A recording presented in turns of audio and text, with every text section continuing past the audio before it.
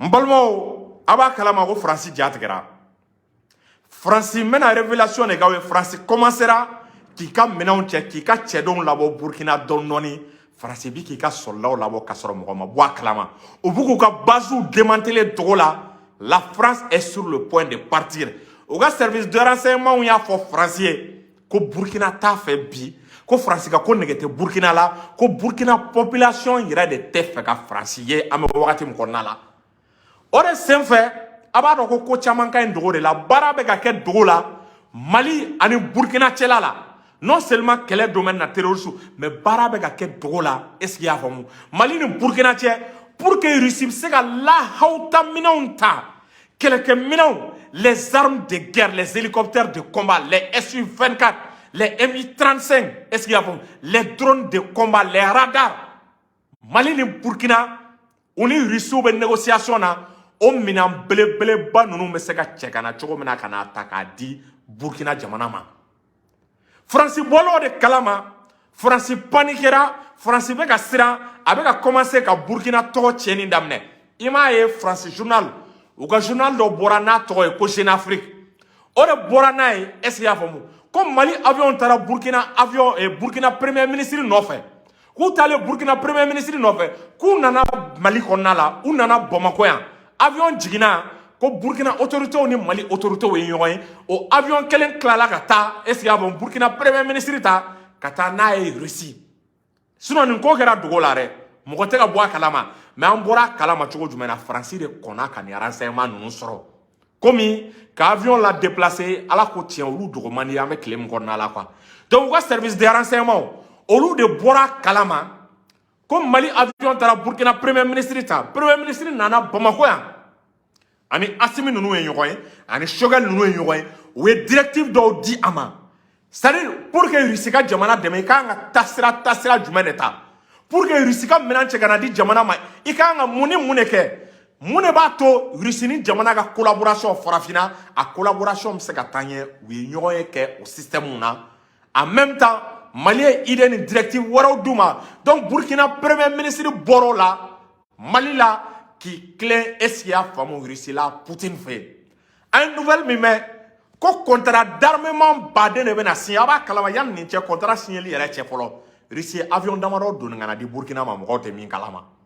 Russie avion dɔw donni ka na di Burkina ma donc u bɛ fɛ sisan ka taa contrat yɛrɛ de officialiser contrat d'équipement contrat d'achat d'armement contrat de défense u bɛ fɛ ka taa o contrat de officialiser est-ce qu'il y a faamu Burkina premier ministre taara Russiw fɛ yen pour que u ka se ka o baara de latigɛ an bɛ wagati min kɔnɔna la aw m'a ye Burkina premier ministre a ka discours ani Choguel ka discours a bɛɛ discours kelen pour que ka Russie lasɔrɔ ko fila tɛ o baara in ka nɔgɔ n'i b'a fɛ ka baara kɛ ni Russie ye ka Russie lasɔrɔ d'abord un coopérant français i b'olu gɛn ka b'i ka jamana la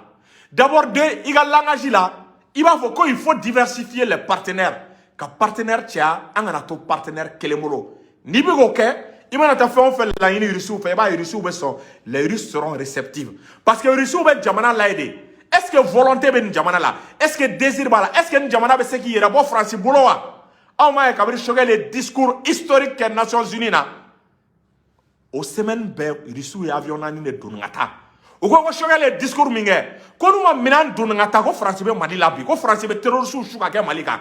Choguel ka discours anu ka minɛn donni ka na di Mali ma a si ma kɔrɔ ani se u ye minɛn don u m'a bila ka na cargo la dɛ parce que tubabuw bɛ se ka cargo bloquer u y'a bila ka na avion Antonov de la 4 hélicoptères u y'o bila ka na Mali la n'a hakili b'o la donc i b'a ye Burkina premier ministre fɛnɛ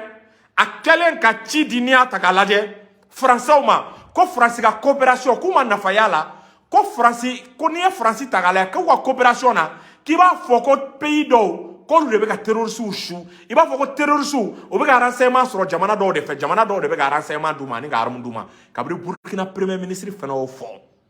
Russiw ko n'an m'an teliya ka dɛmɛ don nin jamana ma France b'a fɔ k'a bɛ nin jamana la bi o de la Russie teliya a ye minɛnw di Burkina premier ministre ma wa a bɛ ka continuer minɛnw na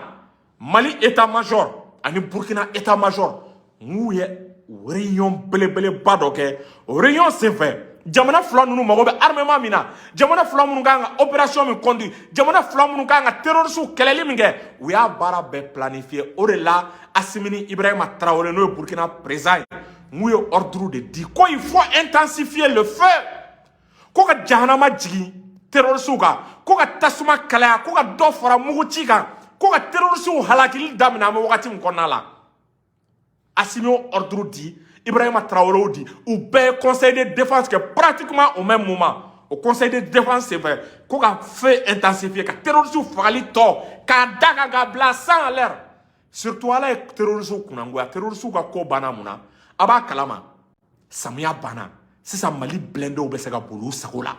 Mali charu besega taou sagola. Mali katkatu te balantuni bo noro la. Donc, dans la opération fanga de Kassamia Bane Mifle, le terrain est placé en terrain bouli ka nogo kojugu. Au là, au contexte de là, il va y avoir Burkina Premier ministre a un déplacement à Nana Bamako, à Iklen à Moscou. Dans les jours à venir, il faut s'attendre à une grande livraison d'armes au Burkina. Ou une livraison bas de Burkina. Il y aura une grande livraison d'armes. Maintenant, on Mali Boro. A bisigilero k'a fɔ Burkina bena minan kelen bɛɛ sɔrɔ. C'est Nini Risido. Chaque jour on gagne. Nini Risido. Chaque jour on avance. Nini Risido. Dieu donne le terrorisme recule. Si on est avec la Russie, c'est la fin du terrorisme. Est-ce que vous voyez? C'est ce que les Burkinabés ont compris. C'est pour cela que nous ne cesserons de remercier le président Ibrahima Traoré,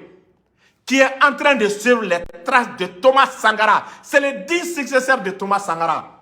Lui seul peut sauver le Burkina. À part lui, je ne vois personne d'autre. Au-delà, il m'a dit une collaboration avec Telia, une famille avec Telia. C'est-à-dire, allez, Assimi Yelacho, Ibrahima Traoré, Assimi me fait gamingue. Ibrahima Traoré, a nyekse drone, Assimi a nyekse, Assimi ma don. Ibrahima Traoré, a mago be mina. Complicité de vous, n'y auront pas de famille. Koroken ni drone, n'y aura famille. C'est-à-dire, c'est la famille, quoi. Il y aura famille qu'on connaît. C'est-à-dire, Corona quoi, avec un comportement, avec un jour, le Mali et le Burkina, c'est la famille. Donc, aux familles, il va être les refléter dans les jours à venir par l'acquisition de beaucoup de matériel de guerre et par l'intensification des opérations terrestres aériennes contre les terroristes. Ordre de dire, si le conseil de défense qui a droit à ça, au camarade, au fait vers Bibolo, quand tu fais terroriste, il y a Mali. Ibrahima Traoré Fenago, à l'armée, ko chef flatna kele ngere kay kele damene ka terroriste ko kuma de ka ban ima le Burkina commence à libérer beaucoup de villages où libération d'amene la Ibrahima Traoré ka fangala village où be ka libérer c'est-à-dire l'initiative du combat maintenant est entre les mains de l'armée burkinabé bi olu de be ka terroriste nyina me wakati mkonna la kabri Ibrahima Traoré nana armée burkinabé de be ka terroriste nyini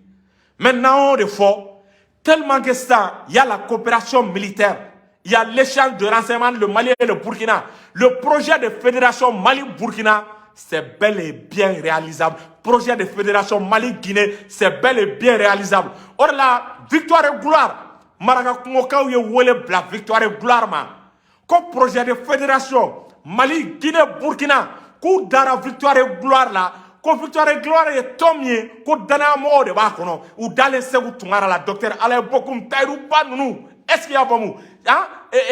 Ne amara sila nous donc, coup d'aleme en mounouna. Est-ce qu'il y a pas mou? Na yemoko baise ou tumara. Kanga projet de fédération, anga taka korota, Mali, Guinée, Burkina, nous jamana nous bese ka ke jamana que les barrières bobo on y yonje ne nous tegani yoro madron. Oe France ka ko de bane, oe France halakilene, oe France ka intérêt de tiene. Awbaro Mali, Burkina, Guinée. Koni jamana be ko jamana kelene tubabure nana ka nga jamana boroto ko na ma boroto ko tellement que dugujugoro na folo ka chani jamana nunu ngono chogomna ko na ma boroto ko français tise ka faire dugujugoro na folo nunu soro lima. Donc le projet de fédération est bel et bien possible. Victoire et gloire dans les jours à venir ni ala sona sous l'impulsion de notre président Sékou Toungara amena au barreau d'amna maraka ko kaw ya demander enfin